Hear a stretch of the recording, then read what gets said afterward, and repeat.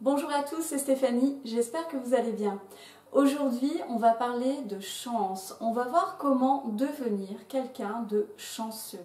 J'ai l'idée de faire cette vidéo sur ce thème aujourd'hui parce qu'encore récemment, on m'a dit « Toi Steph, tu es quelqu'un qui a de la chance.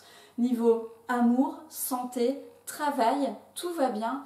Vraiment, on dirait qu'une fée s'est penchée sur ton berceau quand tu étais petite. » Et moi, ça m'agace un petit peu quand on dit ça parce que, en réalité, selon moi, la chance, c'est quelque chose qui se crée. Donc, le problème n'est pas que il y a des gens qui ont de la chance et d'autres pas.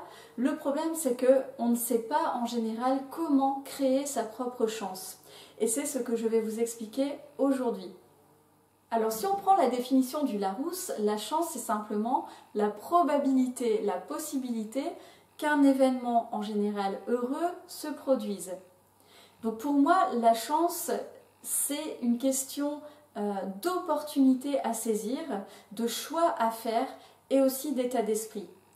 Alors dans cette vidéo, je vais vous expliquer comment créer votre radar personnel, votre radar à opportunité.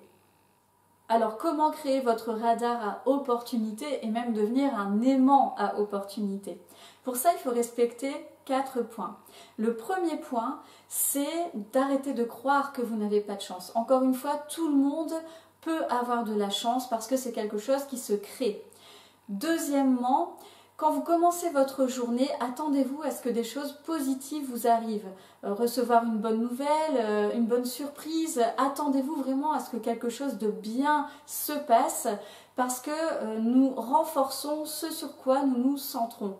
Donc si vous pensez que du positif va arriver dans votre vie, vous avez plus justement de probabilité que ça arrive. Troisièmement, entourez-vous de gens qui réussissent dans la vie. En étant à leur côté, ils vont en quelque sorte déteindre sur vous. Pourquoi? Parce que vous allez comprendre leur état d'esprit, leur façon d'appréhender la vie, leur façon de faire des choix, de créer des opportunités. Et sachez qu'on est la moyenne des 5 personnes que l'on côtoie le plus souvent. Donc en étant avec des gens qui sont comme vous voudriez être, en étant avec des gens entre guillemets chanceux, vous allez finir par le devenir vous aussi. Quatrième et dernier point, saisissez les opportunités qui s'offrent à vous. J'ai un très bon exemple par rapport à ça. Vous savez, quand j'avais une vingtaine d'années, j'ai quitté le nord de la France pour venir travailler à la Commission européenne, donc à Bruxelles.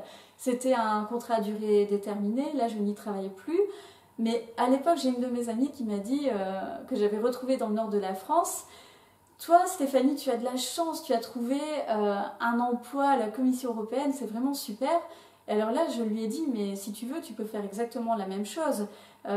Tu peux passer des tests dans l'agence d'intérim dans laquelle j'ai passé les tests et tu peux aussi travailler avec un contrat à durée déterminée à la commission.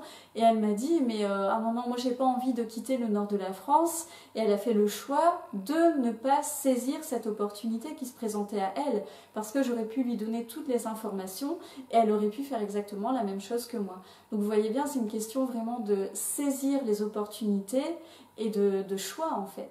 Voilà, vous savez tout. Vous savez ce qu'il vous reste à faire pour créer des opportunités.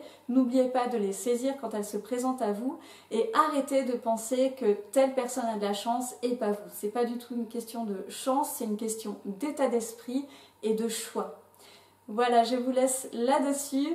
Je vous dis à bientôt pour une prochaine vidéo. N'oubliez pas, mettez de la passion dans votre vie. Personne ne peut le faire à votre place.